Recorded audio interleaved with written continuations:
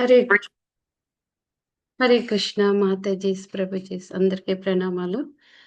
ఈరోజు పాశురం 24, 25 పాశురాలు చెప్పడానికి ఈరోజు రేపు మన ముందుకి విద్యా మాతాజీ వస్తున్నారు. మాతాజీ దుబాయ్‌లో ఉండి వెళ్లారు. ఇప్పుడు ఇండియా నుంచి కూడా మనకి క్లాసులు తీసుకోవడానికి వస్తున్నారు. మాతాజీ గురించి చెప్పాలంటే ఒక్క విషయంలో విద్య, వినయ సంపన్న అన్నట్లు ఉంటారు. వెల్కమ్ మాతాజీ. హరే కృష్ణ. విద్యా మాతాజీ హరే కృష్ణ మాతాజీ. వినిపిస్తుందా? కొంచెం బానే ఉంది మా. లోగా ఉంది మాతాజీ. థ్యాంక్ యూ డోమదర్ ప్రేమి మాతాజీ. హరే కృష్ణ. విద్యా వినయ సంపన్ని అన్నారు. విద్య నా పేరు అన్నా కూడా నాకు ఇంకా విద్య అనేది ఇంకా అంత ఎక్కువ ఏం లేదు అక్కడ. అది మీ అందరి బ్లెస్సింగ్స్ తోటి ఏదో కొంచెం ట్రై చేస్తాను మాతాజీ ఈరోజు చెప్పేందుకు. హరే హరే కృష్ణ.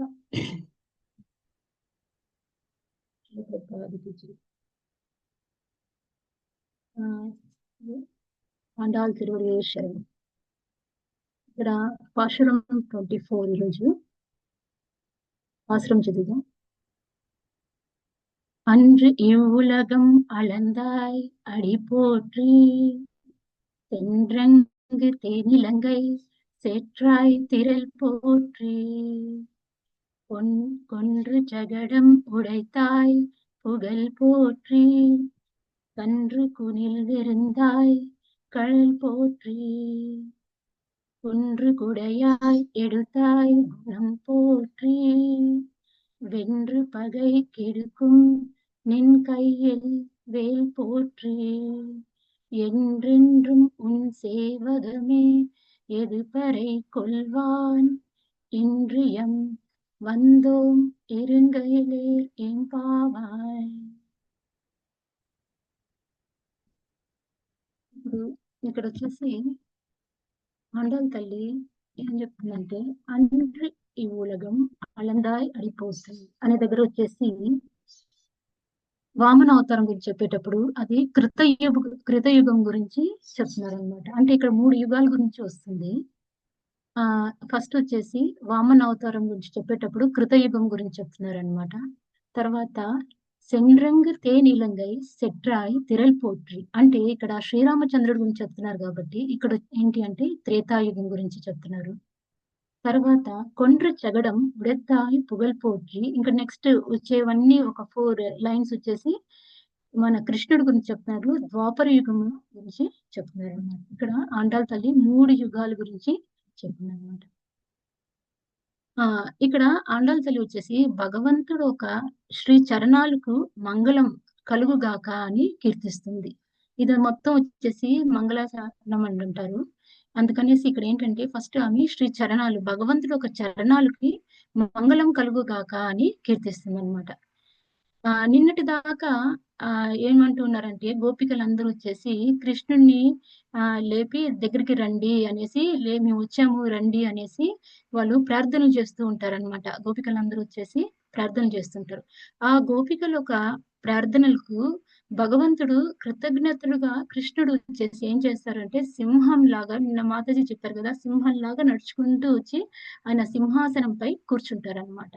అది భగవంతుడు వచ్చేటప్పుడు వచ్చేసి ఆయన ఒక నడక సౌందర్యాన్ని ఆయన కూర్చునే ఒక సౌందర్యాన్ని చూసి వాళ్ళు ముగ్ధులైపోయారనమాట. వాళ్ళు వచ్చేసి దేనికోసం వచ్చారు అనే సంగతి వాళ్ళు మర్చిపోయారనమాట.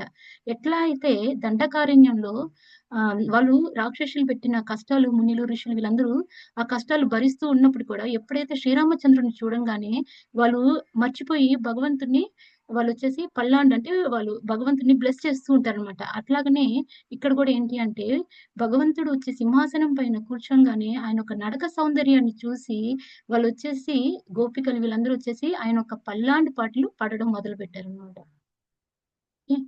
కృష్ణుడు లేచి సింహం లాగా నడుచుకుంటూ వచ్చేటప్పుడు ఏంటి ఆయన కాలు మామూలుగా ఆయన శరీరం మొత్తం వచ్చి పువ్వులాగా చాలా కోమలంగా కలిగి ఉంటుంది కదా.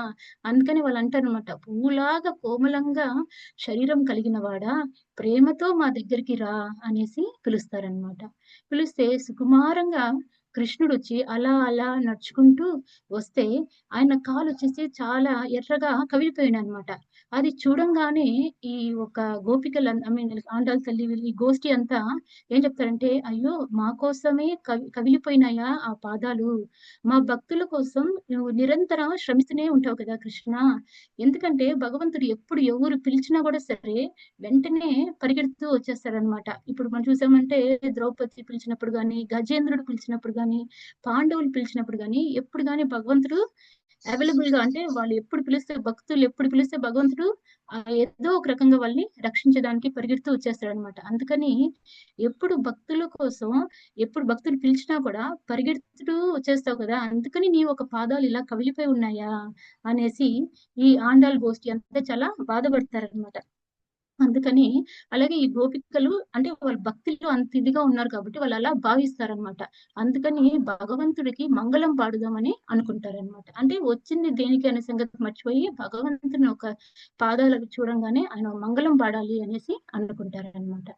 నెక్స్ట్ వచ్చేసి అன்று ఈ ఉలగం అలందాయ్ అడిపోట్రి అంటే అయ్యా మీరు వచ్చేసి దేవతలందరినీ కాపాడుకోవాలని మీరు వామనుడుగా అవతరించారు.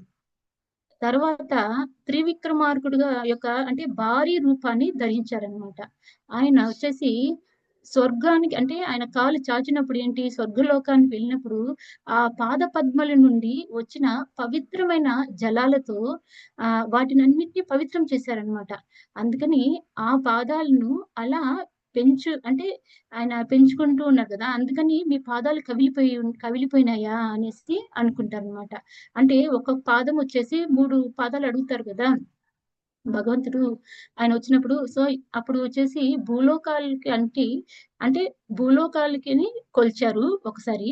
రెండవ పాదం వచ్చేసి పైలోకాన్ని కొల్చారు. తర్వాత ఎక్కడ అంటే బలి మహారాజ్ ఏం చేస్తాడు, ఆయన ఒక శిరస్సుని చూపిస్తాడు అనమాట.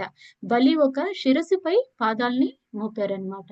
అందుకనేసి హనుమాచార్యులు ఏం పడతారంటే, బలి తల మోపిన పాదము బ్రహ్మ కడిగిన పాదము అనేసి అన్నమాచార్యులు కూడా పడతారనమాట. సో అంతే అటువంటి ఒక పాదాలకి మంగళం పాడుదాము అనేసి ఈ గోపికలు అనుకుంటారనమాట. ఇప్పుడు బలి కూడా ఎక్కడున్నారు, భూమి మీదే కదా ఉన్నారు. అది 3వ పాదం ఎలా లెక్క అవుతుంది అంటే, బలి అంటే ఏంటి అంటే బలం కలిగిన వాడు అనమాట.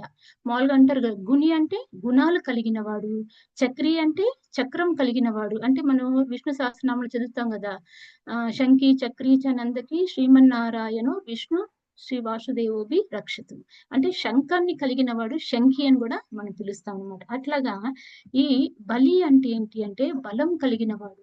ఏం బలం ఉంది బలి దగ్గర అంటే అహంకారం అనే బలం అనేది ఉందన్నమాట. అహంకారం చాలా ఎక్కువ ఉందన్నమాట ఈ బలి మహారాజ్కి. అందుకని ఎటువంటి అహంకారం అంటే, నేను ఇవ్వలేను అనే వస్తువు లేనే లేదు, నేను ఎవరు ఏ వస్తువు అడిగినా కూడా ఇచ్చేస్తాను అనేసి అంటారనమాట.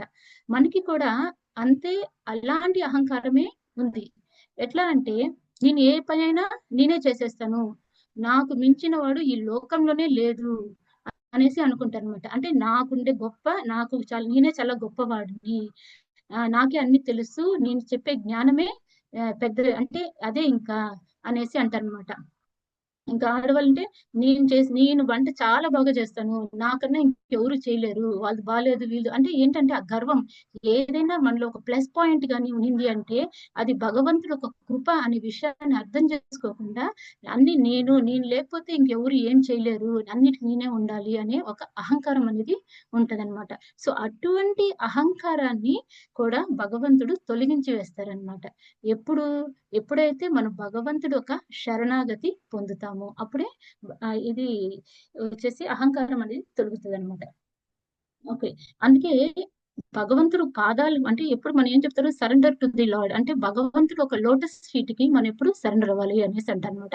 ఇప్పుడు మనం నామం పెట్టుకోవడం కూడా ఏంటి, ఆ నామంలో కూడా ఆ 2 గీతలు అనేది భగవంతుడు ఒక పాదాలు, కింద ఏముంటది తులసి ఉంటది అనమాట. ఆ తులసి దళానికి అంత అంటే ఆండాళ్ళ తల్లి కూడా ఏం చెప్తుంది అంటే, కృష్ణుడు ఉన్నాడు అని ఎలా మనం తెలుస్తుంది అంటే తులసి దళాల యొక్క వాసన ద్వారాని మనం తెలుసుకుంటాము అనేసి అంటదనమాట. అంటే మనం ఈ గర్వాన్ని ఎలా పోగొట్టుకోవాలి అంటే, మనం వచ్చేసి మనం ఎప్పుడు ఇండిపెండెంట్ కాదనమాట. మనం వచ్చేసి భగవంతుడి మీద పూర్తిగా మనం ఆధారపడిపోయినాం.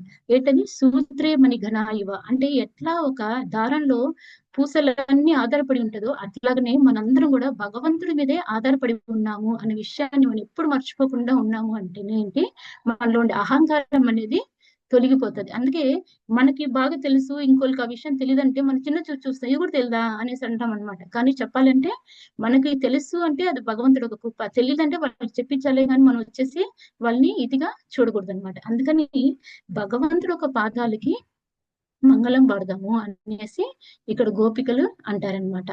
ఓకే. అంటే మంగళం పాడే అంత గొప్ప వాళ్ళము మనము అనేసి మనం అనుకోవచ్చు. ఏంటంటే ఇప్పుడు మంగళం అనేది ఏంటి అంటే ఇప్పుడు ఏం చేస్తాము ఒక ఆరతి అనేది ఎందుకు ఇస్తాము అంటే ఇప్పుడు భగవంతుడికి దిష్టి తీస్తారనమాట. ఎందుకు దిష్టి తీస్తారు అంటే ఇప్పుడు ఎంతో మంది వచ్చి భగవంతుడిని చూస్తారు కదా, చూసినప్పుడు దిష్టి తగలకూడదు అనేసి తీస్తారు. భగవంతుడికి దిష్టి తగులుతుందా అంటే ఏంటి అంటే ఇప్పుడు భక్తుల్లో ఎంతకెంత మనం లోపలికి అంటే ఆ, చాలా ఇన్డెప్త్ గా మనం వెళ్ళాము అంటే ఏంటి అంటే మనకి భగవంతుణ్ణి ఎలా కాపాడుకోవాలా అని అనుకుంటాం అనమాట. ఇప్పుడు మనకి ఏదైతే ప్రీషియస్ చాలా విలువైంది అని అనిపించింది అనుకో దాన్ని ఏం చేస్తాం మనం కాపాడుకోవాలి అనుకుంటాం. ఒకరికొకరికి ఇప్పుడు భౌతికంగా ఉన్నారనుకో కొంతమందికి చీరలు అంటే ఇష్టము, కొంతమందికి నగలు అంటే ఇష్టము, కొంతమందికి ఆస్తిపాస్తులు అంటే ఇష్టము. సో అట్లాంటప్పుడు ఏం చేస్తారు దాన్ని కాపాడుకోవాలి అని ఎంతో ప్రయత్నిస్తారనమాట. అట్లాగనే ఈ గోపికలు వచ్చేసి భగవంతుడి మీద ఎంత భక్తి అంటే వాళ్ళకి భగవంతుని ఎలా కాపాడుకోవాలి అనేసి ఎటువంటి దృష్టి అనేది తగలకూడదు అనేసి ఎప్పుడు ఆ హారతి అనేది తీస్తారనమాట. అందుకని ఇటువంటి ప్రేమ భావం అనేది భక్తుల్లో ఉంటుంది. అందుకే ఆండాళ్ తల్లి ఫస్ట్ ఏం చెప్తుంది భగవంతుడు ఒక శ్రీ చరణాలకు మంగళం కలుగుగాక అని పాడుతుంది అనమాట. మరి ఆ ఇక్కడ ఇంకోటి ఏంటి అంటే ఆ ఇప్పుడు మనం ఆ, భగవంతుడు కొలిచేటప్పుడు వచ్చేసి ఈ మూడు లోకాల్ని కొలిచేటప్పుడు వచ్చేసి ఆయన ఎటువంటి ఒక పక్షపాతం అనేది లేదనమాట భగవంతుడికి. ఏంటి ఇక్కడే నేను కాలు పెట్టాలి అక్కడే నేను పాదాలు పెట్టాలి అనేది ఏమీ లేదు. ఎంత ఉన్నతులుగా ఉన్నప్పుడు కూడా సరే ఎంత నీచులుగా ఉన్నప్పుడు కూడా సరే వాళ్ళందరినీ ఆయన సమానత భావంతోనే చూశారనమాట. అట్లా ఉన్నప్పుడు ఈ గోపికలు భగవంతుని లేసి రండి అన్నప్పుడు ఏం చెప్తారంటే తిరువడితో అడుగులు వేయమని కోరుతారనమాట. తిరువడితో అడుగులు అంటే వామన అవతరణ వచ్చినప్పుడు ఆయన అడుగులు వేసిందంట తిరువడి అని అంటారు. అంటే అంత లాంగ్ లాంగ్ గా ఆయన పాదాలు వేశారనమాట. అందుకని వీళ్ళు ఏమంటారు తిరువడి అడుగులు వేయమని కోరుతారనమాట ఈ గోపికలు. అట్లా కోరిన వెంటనే వాళ్ళకి వెంటనే అనిపిస్తుంది అనమాట చాలా అతిక్రమంగా భావించాం అంటే మనం చాలా ఎక్కువగా అడిగేసామేమో. ఎందుకంటే ప్రభు అంటే ప్రభు నుండి ఇంకా క్షమాపణ కోరాలి మనం అలా అడగుండకూడదు అని వాళ్ళకే వాళ్ళే ఫీల్ అవుతారనమాట. ఫీల్ అయినప్పుడు అలా క్షమాపణ కోరాలి అనేసి అనుకునేటప్పుడు వాళ్ళు గోపికలు అందరూ ఏమని అంటారంటే ఓ ప్రభు మీరు ఒకప్పుడు మీ యొక్క సౌందర్యాన్ని ప్రదర్శించారు అంటే యోగిలు అంటే భగవంతుడు ఎప్పుడెప్పుడు ఎక్కడెక్కడ నడుస్తారో వాళ్ళందరి చోట్ల చూసినప్పుడు ఆయన ఒక నరక సౌందర్యాన్ని అందరూ చూసి చాలా ముగ్ధులైపోతారన్నమాట. అటువంటి ఒక భాగ్యాన్ని మాకు కూడా కలిగించారు మీరు అనేసి భగవంతుని ప్రేస్ చేయడం మొదలు పెడతారనమాట వాళ్ళు ఆండాళ్ తల్లి వాళ్ళు. నెక్స్ట్ లైన్ ఏంటి సెండ్రంగ్ తేనిలంగై సెట్రాయ్ తిరల్ పోట్రి. సెండ్రంగ్ సెండ్రు అంటే ఏంటి వెళ్ళడం. ఎక్కడికి వెళ్తున్నారు ఎవరు వెళ్తున్నారు అంటే తేనిలంగై. తేనిలంగై అంటే లంక అన్నమాట. ఇప్పుడు వచ్చేసి శ్రీలంక అని అంటాం కదా అది లంక అన్నమాట. లంకకి ఎవరు వెళ్తున్నారు అంటే స్వయం శ్రీరామచంద్రుడు ఆయన ఒక సైన్యం. అందుకని వీళ్ళందరూ ఏం చేస్తున్నారు ఆ రామ సేతు మీద నడుస్తూ వెళ్తున్నారు అనమాట. అట్లా వెళ్ళి ఆ వెళ్ళేదాన్ని ఆ ఒక ఇది చూస్తేనే మనలో ఉండే పాపాలన్నీ కూడా తొలగిపోతాయి అన్నమాట. శ్రీరామచంద్ర అక్కడికి వెళ్ళి ఏం చేశాడు ఆయన ఒక భుజబలాన్ని చూపించి రావణాసురుణ్ణి అంటే ఎల్లేదారులు అంటే మాల్యవాన్ని ఇంద్రజిత్తుని కుంభకర్ణుని రావణాసుని వీళ్ళందరినీ ఆయన ఒక బాణం ఆయన చేతులకి ఏంటి బాణాన్ని అలంకరించుకున్నారనమాట. ఆ విల్లుని అలంకరించుకునేసి ఆయన వచ్చేసి అందరినీ ఆ, ఇది చేశారనమాట చంపేశారనమాట. సో ఏంటి అంటే ఇక్కడ ఏం చెప్తారంటే ఆమె తేన్ ఇలం ఇక్కడ వచ్చేసి మన పాదాల గురించి చెప్పేటప్పుడు ఇక్కడ చేతుల గురించి చెప్తున్నారు ఏంటా అని అనుకుంటే ఇక్కడ ఏం చెప్తారంటే ఆయన లంకకి ఎందుకు వెళ్ళారు సీతమ్మ తల్లిని తిరిగి తీసుకురావడానికి కోసం ధర్మ స్థాపన చేయడానికి కోసం విభీషణుడిని రాజు చేయడానికి ఈ లంక అనే లంకకి ఒక గొప్ప రాజుని ఇవ్వాలనే ఉద్దేశంతో భగవంతుడు లంకకి వెళ్తారు కదా. సో ఇక్కడ ఇంకో విషయం ఏం చెప్తారంటే వామన అవతారంలో భగవంతుడు ఒకే చోట ఉండే చోటనే నుంచి అలా కాలు చాపి మూడు లోకాల్ని కొలిచాడు. కానీ శ్రీరామచంద్రుడు మాత్రం అయోధ్య నగరం నుంచి నడుచుకుంటూ ఎక్కడికి వెళ్తారు? రావణాసుడు ఒక లంకకు చేరుకున్నారనమాట. అది వెళ్ళే దారంతా చాలా ఈజీగా మనం ఇప్పుడు రోడ్లో అన్ని వెళ్తున్నాం అట్లా అంతా ఉంటుంది. అది ఎట్లా అంటే చాలా అడవి ప్రాంతంగా ఉంటుందంట. మొత్తం కూడా అక్కడ వచ్చేసి ఆయన అడుగులు పడి ఉన్నాయన్నమాట. అందుకని అందరూ ఆయన వెళ్ళే దారి అంతా వచ్చేసి కొంతమంది మునిల్ని, ఋషుల్ని, యోగుల్ని అందరినీ తన ఒక అద్భుతమైన సాంగత్యాన్ని కలిగిస్తూ అక్కడ రావణాసుడిని అంటే అక్కడ రావణాసుడు ఒక ప్లేస్ కి ఆయన వెళ్ళారనమాట. అండ్ ఆల్సో విభీషణుడికి రాజ పట్టాభిషేకం చేసి స్థాపించాడు అనమాట. సో ఇవంతా ఏంటి అంటే ఇప్పుడు మన పాదాల గురించి చెప్పుకున్నాము అంటే శ్రీరామచంద్రుడు వచ్చేసి ఆ అడవిలోకి నడిచేటప్పుడు ఎన్నో ముళ్ళులు ఉండేవన్నమాట. అలా ముళ్ళులు ఉన్నప్పుడు అవంతా ఆయన పాదాలకి గుచ్చుకొని ఉండిపోయాయి. అప్పుడు ఒక దగ్గరికి వెళ్ళిన తర్వాత శ్రీరామచంద్రుడు పడుకుంటే అప్పుడు లక్ష్మణుడు ఏం చేస్తాడు? భగవంతుడి సేవ కదా నిత్యం ఆయనకి. ఆయన ఏం చేస్తాడు? ఆయన భగవంతుడు ఒక పాదాలని పట్టుకొని ఆయన పడుతూ ఉంటాడనమాట. పడుతూ ఉంటే ఆయన ఒక శ్రీపాదాల నుంచి మొత్తం ముళ్ళు గుచ్చుకున్నాయి అనమాట. ఆయన ఆయన కాలంతా బ్లడ్ వస్తుంది అనమాట. లక్ష్మణుడు దాన్ని చూడలేకపోతాడు. అయ్యో ఏంటబ్బా నా స్వామికి ఇంత కష్టము అనేసి చాలా బాధపడతాడు అనమాట. బాధపడేటప్పుడు లక్ష్మణుడికి వచ్చేసి అది తీసేద్దాము అనే ఉద్దేశంతో అది తీయబోతూ ఉంటే అప్పుడు స్వామి అంటారనమాట, వద్దు అనేసి అంటారనమాట. అప్పుడు లక్ష్మణుడికి చాలా బాధేస్తుంది. అయ్యో ఇంత కష్టపడుతున్నాడే నా స్వామి అనేసి చాలా బాధపడతాడనమాట. అప్పుడు లక్ష్మణ స్వామి ఏం చేస్తాడంటే వెళ్ళి ఎవరు చెప్తాడు? సీతమ్మ తల్లికి చెప్తాడనమాట. సీతమ్మ తల్లికి వెళ్ళి చెప్తారు. ఎన్ని ముళ్ళులు గుచ్చుకున్నాయమ్మా, ఆయన పాదాలు ఎంత కోమలంగా ఉంటాయి, నువ్వైనా తీయమ్మా అని అంటాడనమాట. అప్పుడు సీతమ్మ తల్లి వచ్చేసి మెల్లగా వచ్చి సుకుమారంగా స్వామికి కూడా స్పృహ కలగకుండా తీయబోతూ ఉంటదన్నమాట. అప్పుడు స్వామి లేచి వద్దు వద్దు తీయొద్దు అనేసి అంటారనమాట. అప్పుడు సీతమ్మ తల్లి లక్ష్మణుడు ఇద్దరికి ఎందుకు భగవంతుడు ఇంత కష్టం అనుభవిస్తున్నారు, ఎందుకు తీయొద్దు అంటున్నారు అనేసి. ఎందుకంటే వీళ్ళకి భగవంతుడికి ఏదైనా బాధ అంటే భక్తులకి చాలా బాధగా ఉంటది. అట్లాగనే సీతమ్మ తల్లి లక్ష్మణుడు వీళ్ళిద్దరు చాలా బాధపడుతూ అడుగుతారనమాట, ఎందుకు స్వామి మీరు తీయద్దు అంటున్నారు, అది ఎంత కష్టంగా ఉంటది అనేసి అంటారనమాట. అప్పుడు స్వామి ఏమంటారంటే నేను అభయాన్ని ఇచ్చాను అనేసి అంటారనమాట.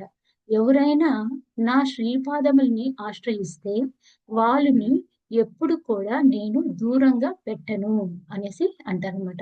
కాబట్టి ఈ ముళ్ళులు నా నా ఒక శ్రీపాదాల్ని ఆశ్రయించాయి. దానిని నేను ఎలా తొలగించను అని అన్నారనమాట. అది భగవంతుడు ఒక కృప. మనం కూడా ముళ్ళు లాంటి వాళ్ళమే. ఎందుకంటే భగవంతుడిని ఆశ్రయించామన్న పేరుతో మనం ఏం చేస్తాము? భగవంతుడికి ఇబ్బందులు కలిగిస్తాం. ఎట్లాగా అంటే ఎందుకంటే భగవంతుడు మనం ఆశ్రయించామంటే ఆల్రెడీ భగవంతుడు వదలడు అని మనకు తెలుసు కదా. అందుకని మనం ఏం చేస్తామంటే ఈ వ్రతం ఆ వ్రతం చేస్తామన్న దాంతోటి మనం ఏం చేస్తాము? అది కావాలి ఇది కావాలి అనేసి కూడా మనం కోరుతాం అన్నమాట. అలా కోరేదాని వల్ల ఏమనిపిస్తుంది? ఒక అంటే ఆ వ్రతం అనేది మనం భగవంతుడు ఒక ప్రీత్యర్థం కోసమే చేయాలి గాని మనకి నాకు ఇది కావాలి అది కావాలనే దానికోసం చేయకూడదనమాట. అట్లాగనే మనం ఎట్లా వ్రతం తీసుకుంటామో అట్లాగనే భగవంతుడు కూడా ఒక వ్రతం చేస్తారు. ఏంటి అంటే ఏంటంటే నా ఒక ఆశ్రయం తీసుకున్న వాళ్ళని నేను ఎప్పుడు వదలను అనే వ్రతాన్ని భగవంతుడు చేస్తారనమాట. సో అటువంటి ఒక పాదాలకు వందనం పాడుదాం అనేసి ఇక్కడ ఆండాళ్ తల్లి అంటారనమాట. ఇప్పుడు మన శరీరం కూడా ఎట్లంటే ఒక లంక లాంటిదన్నమాట. ఒక లంక. ఆ లంకలో ఇప్పుడు ఎవరో ఇందాక చెప్పుకున్నాం మనం, రావణాసుడు, కుంభకర్ణుడు, విభీషణుడు వీళ్ళందరూ ఉంటారు కదా. సో ఇక్కడ ఏంటి అంటే రావణాసుడు వచ్చేసి రజోగుణానికి ప్రతీత, కుంభకర్ణుడు వచ్చేసి తమో గుణానికి ప్రతీత, విభీషణుడు వచ్చేసి సతో గుణానికి ప్రతీత. మనకి యాక్చువల్ గా 2 ధర్మాలు ఉన్నాయన్నమాట. ఒకటి సామాన్య ధర్మము, ఇంకోటి వచ్చి విశేష ధర్మము. ఈ సామాన్య ధర్మం అనేది ఏంటి అంటే మన తల్లిదండ్రులను గౌరవించడము, పెద్దవాళ్ళని గౌరవించడం, గురువుల్ని గౌరవించడము, ఇవన్నీ చేయడం అనేది సామాన్యమైన ధర్మం అన్నమాట.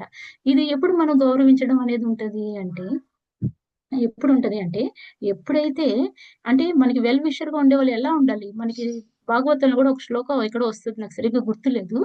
అది దాంట్లో ఏం చెప్తారంటే ఎవరైతే మనకొచ్చేసి అంటే భగవంతుడి గురించి చెప్పి భక్తి మార్గంలోకి తీసుకొస్తారో అప్పుడు వాళ్ళని మనం చాలా గౌరవించాలి. ఒక తండ్రి స్థానం ఉన్నా సరే, గురువు స్థానం ఉన్నా మనకి ఇంటికి ఒక మార్గదర్శిగా ఒక పెద్దవాళ్ళు ఉన్నా గూడా సరే, వాళ్ళు భగవంతుడిని మనకి అంటే గురించి చెప్పాలనమాట. తెలీదు గదా మనకి. అందుకని వాళ్ళకి చెప్పాలనమాట. సో, అట్లాగా మనం తీసుకొనొస్తే వాళ్ళని మనం గౌరవించాలి. ఇప్పుడు మనం చూసామంటే రావణాసుడు, విభీషణుడు వీళ్ళిద్దరు ఎవరు? అన్నాతమ్ములు. అన్నాతమ్ములు ఉన్నప్పటికి కూడా వీళ్ళేం చేస్తారు, విభీషణుడు భగవంతుడు ఒక భక్తుడు. రావణాసుడు భగవంతుడికి అభక్తుడనమాట. విరోధిగా ఉంటాడనమాట. సో, అట్లాంటప్పుడు విభీషణుడు ఏం చేస్తాడు? వాళ్ళ అన్నని కాదనేసి భగవంతుడు ఒక శరణాగతి పొందుతాడు. ఇట్లాంటిది ఇంకో ఇది చూసుకున్నామంటే హిరణ్యకశిపు, ప్రహ్లాదుడు. సొంత తండ్రి ఆయన్ని చంపాలనుకుంటాడు. చంపాలనుకున్నప్పుడు గూడా ఈ ప్రహ్లాదుడు ఎప్పుడు గాని ఆయన ద్వేషభావం గాని, నువ్వొక తండ్రివా అని అడగడం గాని ఆళ్ళంతా ఏమి చేయలేదనమాట. ప్రహ్లాదుడు ఎప్పుడు ఓం నమో నారాయణ అనేదే చెప్తూనే ఉంటాడనమాట. నారాయణుడే, నారాయణుడే అని చెప్తుంటాడు. సో, ఎప్పుడు గాని ఆయన ఒక వినయంగానే ప్రహ్లాదుడు ఆయన్ని చెప్తూ ఉంటాడనమాట వాళ్ళ తండ్రికి. సో, అట్లా ఉన్నప్పుడు గూడా ఎప్పుడు భగవంతుడు ఎన్ని హింసలు పెట్టినా గూడా సరే, భగవంతుడు ఒక పాదాల్ని ప్రహ్లాదుడు ఎప్పుడు వదలలేదనమాట. సో, అట్లాంటప్పుడు ఏంటంటే దాన్నేమంటారంటే విశేష ధర్మము. ఎప్పుడైతే భగవంతుడికి మనం సరెండర్ అవుతామో అదే దాన్నేమంటారు విశేష ధర్మము. ఇప్పుడు పెద్దవాళ్ళని గౌరవించడము ఇవంతా ఏంటి సామాన్య ధర్మం అన్నమాట. సో, అందుకని ఎప్పుడైతే భగవంతుడు ఒక పాదాల్ని మనం ఆశ్రయించామో అప్పుడు ఆటోమేటిక్‌గా భగవంతుడు ఒక భక్తులు గూడా గ్లోరిఫై అంటే వాళ్ళు కూడా మహిమ చేస్తారనమాట. ఇప్పుడు విభీషణుడు, ప్రహ్లాదుడు వీళ్ళందరికి ఏముంది వాళ్ళ బ్యాక్‌గ్రౌండ్ ఏముంది? ఓన్లీ వాళ్ళేంటి భగవంతుడు ఒక భక్తులనమాట. శరణాగతి పొందారు గాబట్టి వాళ్ళని ఈ రోజు కూడా మనం మహిమ చేస్తామనమాట.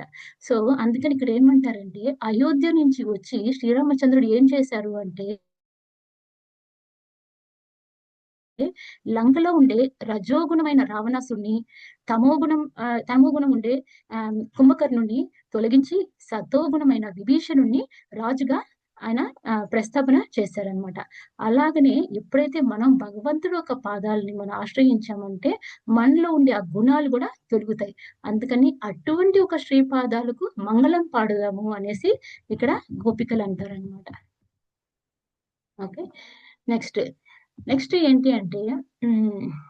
ఈ పెరియాళ్ళవారు ఉంటారు గదా! పెరియాళ్ళవారు అనేవారు ఎవరు అంటే అంటే భగవంతుడికి దిష్టి తీయడం అనేది ఎక్కడి నుంచి స్టార్ట్ అయింది అంటే, ఈ ఒక మంగళాశాసనం అనేది ఎప్పుడు స్టార్ట్ అయిందంటే పెరియాళ్ళవారు వచ్చేసి ఈ ఆండాళ్ళ తల్లి వాళ్ళ తండ్రి ఒకసారి వచ్చేసి ఆయన పాండ్యరాజు అని ఒక రాజు ఉండేవారు. ఆయనొచ్చేసి పెరియాళ్ళవారి గురించి ఆయన బాగా ఇది అయ్యి ఆయన చాలా సంతోషపడి ఆయన చేసే సేవకి ఆయనకి సన్మానం చేయాలనేసి ఏనుగు మీదకి ఎక్కిస్తారనమాట. సో, భగవంతుడు నా భక్తులకి ఇంత విశేషంగా చేస్తున్నారా?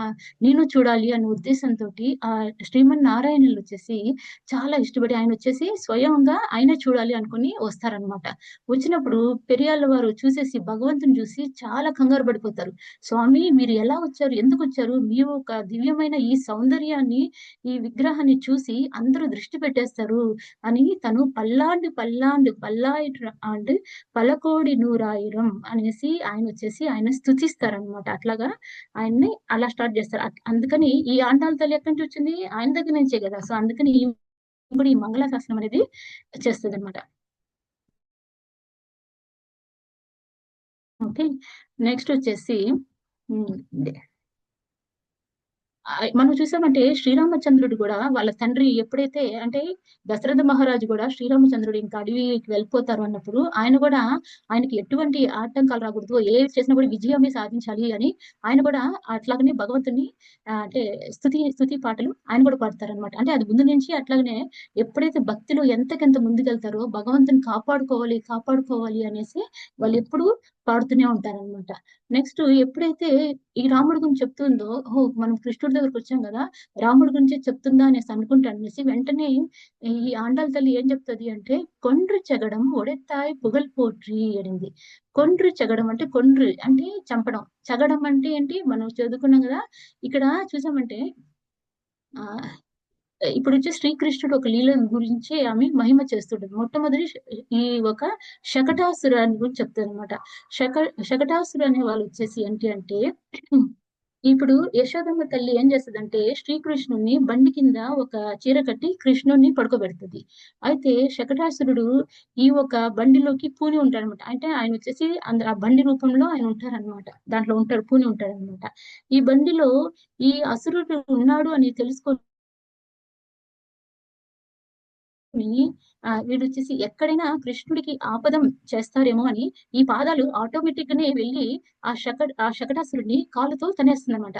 అప్పుడు ఈ శకటాసురుడు వచ్చేసి పైకి ఎగిరి కింద పడి చెల్లాచెదరైపోతాడు అనమాట. అప్పుడు కృష్ణుని రక్షణ కలిగించింది అటువంటి ఒక శ్రీపాదాలకు మంగళం పాడుదాము అనేసి అనుకుంటారనమాట. దీంట్లో మనం చూసాము అంటే శకటాసురుడు అంటే ఏంటి అంటే ఒక బండి. ఆ బండి మామూలుగా ఈ మానవ శరీరం కూడా ఒక బండి లాంటిది అనమాట. ఈ ఎద్దుల బండికి ఎన్ని ఉండే 2 చక్రాలు ఉంటాయి కదా, అలాగనే మన అంటే మీద నడుస్తుంది కాబట్టి అలాగనే మానవ శరీరం కూడా 2 చక్రాలపై నడుస్తూ ఉంటది అనమాట. ఏంటి అంటే పుణ్యము, పాపము. పుణ్యం చేస్తే నరకాన్ని సారీ పాపం చేస్తే నరకానికి, పుణ్యం చేస్తే స్వర్గానికి వెళ్తామని అందరూ అంటారు కదా మామూలుగా. సో ఇక్కడ ఏంటంటే ఎప్పుడైతే భగవంతుడు ఒక ఆశ్రయాన్ని ఒక శ్రీపాదంలో ఆశ్రయించామో అప్పుడు ఏమవుతుందంటే మనకు వచ్చేసి భగవంతుడు ఒక భక్తి మనం చేస్తాం అన్నమాట. అంటే దానికి ప్రియం అవుతామే గాని మనం ఈ భక్తి చేస్తే మనకి పుణ్యం వస్తది, పాపం వస్తది, స్వర్గలోకానికి వెళ్ళొచ్చు అనేసి మనం చేయమన్నమాట. అంటే ఆ ఒక ఆలోచన కూడా నశించి వేస్తుంది అనమాట. అందుకని అటువంటి ఒక పాదాలకు మనం వందనం పాడదాము అనేసి అంటారనమాట. ఓకే. ఆ మనం చూసామంటే ఎట్లయితే శకటాసురుడు భగవంతుడి చేతిలో ఆయన పాదాలతోటి తన్నులు తింటాడు, అట్లాగనే రామాయణంలో మరీచుడు కూడా అలాగనే తన్నులు తింటాడు అనమాట. అలాగా ఏంటంటే ఆ ఈ లోకాలన్నీ కొలవడం అంటే ఈ కృష్ణుడు వచ్చేసి లోకాలు కొలవడం మరియు లంకను జయించడం అనే ఒక ఈ ఒక్క దాన్ని ఏమంటారు ఈ ఒక సాధించడం అనేది వచ్చేసి ఏంటంటే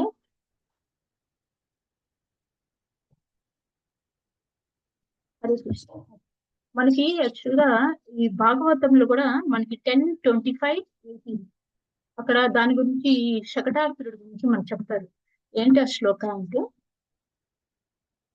తస్మాన్ మచ్చరణం గోష్టం మన్నాతం మత్పరిగ్రహం గోపాయే స్వాత్మయోగేన తోయం మే వ్రత ఆదితః. అంటే ఏంటి అంటే నేను ఈ దివ్యమైన ఈ ఒక ఇది ఉంది కదా, ఈ శకటాసురుడు ఉన్నాడు కదా, ఈ గోపి సమాజాన్ని రక్షించే బాధ్యత నా మీద ఉంది. ఎందుకంటే నేను వాళ్ళ యొక్క ఆశ్రయాన్ని నేను నేనే వాళ్ళ యొక్క యజమాని అనమాట. అందుకని వారు నా సొంతము. అందుకని అటువంటి వాళ్ళని నా భక్తులు అంటే అదే కాకుండా వాళ్ళు ముఖ్యంగా ఏంటి ఆయన ఒక భక్తులు అనమాట. అందుకని నేను రక్షించడమే నా ఒక ప్రతిజ్ఞ అనేసి ఇక్కడ భగవంతుడు చెప్తారనమాట. ఇది వచ్చేసి 10:25-18. ఓకే. నెక్స్ట్ కంట్రి కునిల్ వేరిందాయ్ కళల్ పోట్రి అంటే ఏంటి అంటే యాక్చువల్ గా ఇక్కడ ఏంటంటే ఇది ఒక స్పెషల్ ఏంటంటే ఇక్కడ 2 అసురుల్ని ఒకేసారి చంపుతాడు అనమాట కృష్ణుడు. యాక్చువల్ ఒక చిన్న దూడ రూపంలో ఒక అసురుడు వస్తాడు, ఆయన పేరు ఏంటంటే వత్సాసురుడు.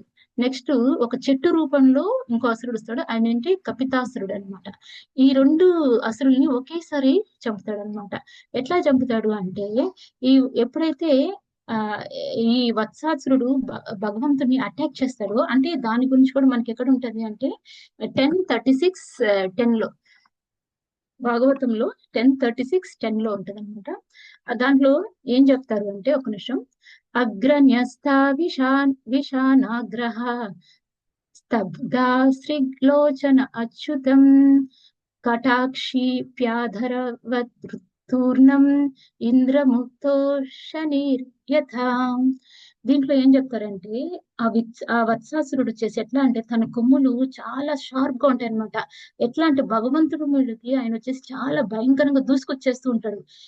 ఎట్లా అంటే దాన్ని దేంతో కంపేర్ చేస్తుంటే ఇంద్రుడు విసిరెట్టి అంటే ఒక పిడుగులాగా ఆయన ఒక ఆయుధాన్ని విసిరినప్పుడు ఎంత ఫాస్ట్ గా వస్తుందో అదే ఫాస్ట్ గా చాలా ఫాస్ట్ గా భగవంతుడిని అటాక్ చేసేదానికి ఈ ఒక వత్సాసురుడు వస్తాడనమాట.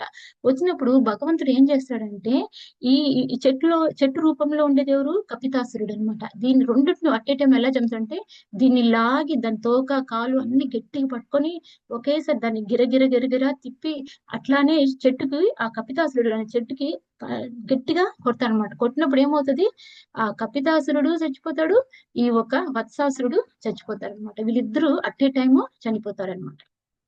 ఓకే. దీంట్లో మన ఇంకో విషయం ఏంటంటే వత్సము అంటే ఏంటంటే పశువు. ఈ పశువులకి ఏంటంటే ఎప్పుడు ఎంత పెడితే అంత తింటూనే ఉంటాయన్నమాట. దానికి కంట్రోల్ అనేదే ఉండనే ఉండదన్నమాట.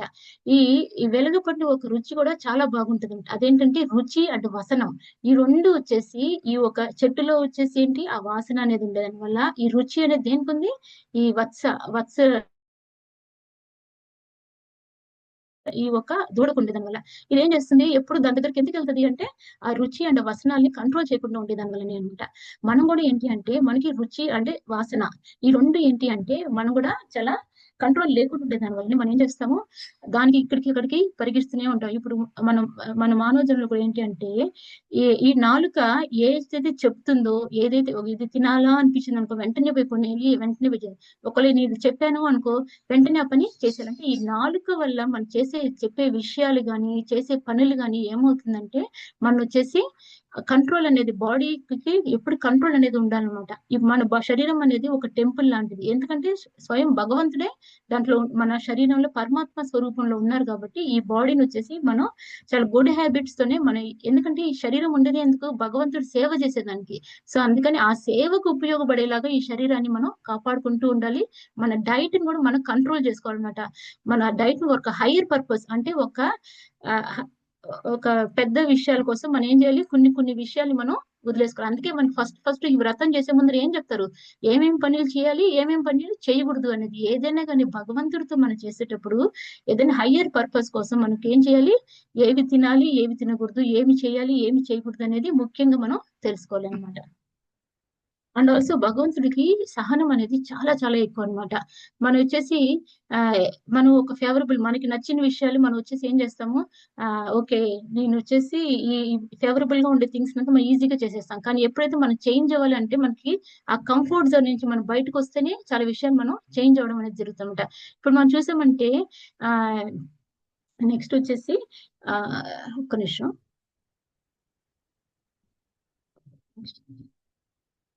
నెక్స్ట్ ఇది குன்று குடையாய் ఎడుతాయి గుణం పోట్రి. ఇప్పుడు చూసామంటే ఈ గుణం భగవంతుడు ఒక గుణాల గురించి ఇక్కడ మహిమ చేస్తున్నారనమాట. కొడయాయ్ అంటే ఏంటి గొడుగు గొడుగులాగా ఏం పెట్టినాడు భగవంతుడు ఈ ఒక గోవర్ధనని ఎత్తాడనమాట. వరుసగా 7 రోజులు ఈ ఈ వర్షాలు కురిపిస్తూ ఉండేదాని వల్ల ఏమవుతుందంటే చాలా వ్రజవాసులు వీళ్ళందరూ చాలా కష్టపడిపోతారనమాట.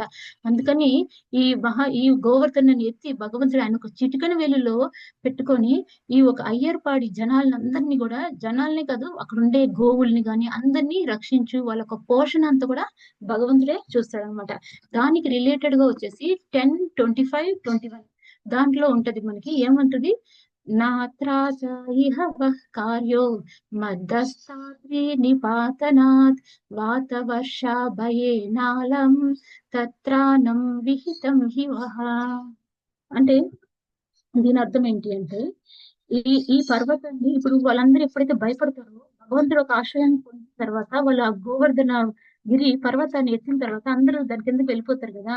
సో అందుకని భగవంతుడు ఏం చెప్తాడు ఈ పర్వతాన్ని నా చేతుల నుండి పడిపోదు అందుకని మీరు ఏం భయపడబాకండి.